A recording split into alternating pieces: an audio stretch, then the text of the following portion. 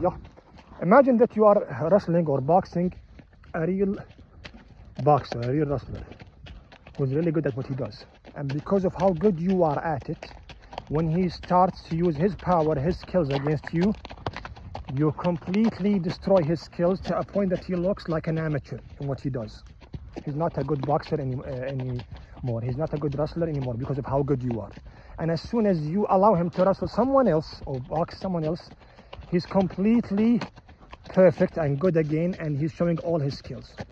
This is true horsemanship when you ride the horse.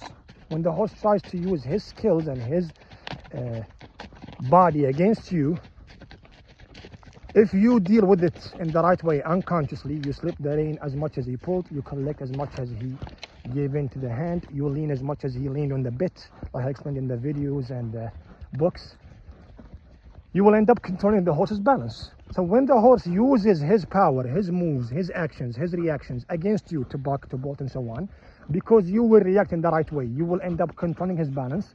So instead of bucking, he lost his balance and halted. Instead of rearing up, he lost his balance and moved back. Instead of changing his direction suddenly, he lost his balance and halted, and so on. So in the position or the moment or the second he wanted to be completely skillful and use that skill against you, he absolutely sucked because of how good your reaction was. And you used his skill against him. As soon as he's giving you what you want, you will use the same exact skill for what you want. So yes, I will gallop in a perfect way when I'm galloping you. But when I'm cantering and you want to gallop, I will use that against you and you will end up halting. So when you bolt without or gallop without my permission, you will end up halting. So you absolutely suck at galloping when I want to make that happen. And when I want you to gallop and we agree on gallop and I give you a clear order to gallop, we will gallop in a perfect way. So we will be absolutely almost perfect at galloping. So you use the skill of the horse against him when he wants to use it against you. And you completely use it for your own advantage when he's under control and giving you what you want and you gave him a clear order to do it. Like riding horses in battles in the past or in flat racing, show jumping and so on, the rider, the jockey, whatever, is ordering the horse to do some moves. So the horse is doing it because you wanted him to do it. But when their horses want to do it without a permission, the horse succeeds in doing it even better.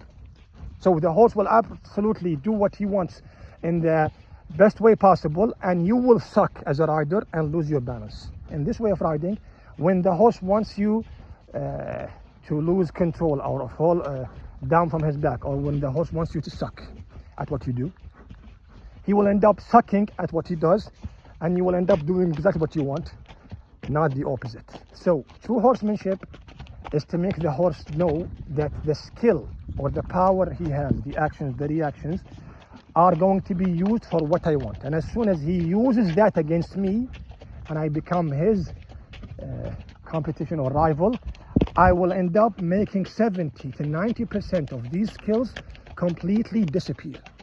He will have only 30%, 10% of the power or the skills he has. The rest is gone because I'm controlling his balance. When am I going to give him his balance again and give him all the skills he has? When I need them, when I want them.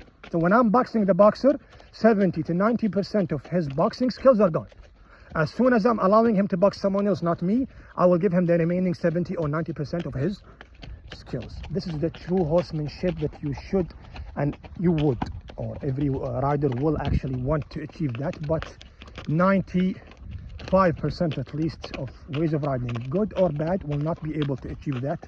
And the proof is that the horse in real disagreement will do or end up doing what he wants exactly, and there is nothing you can do about it.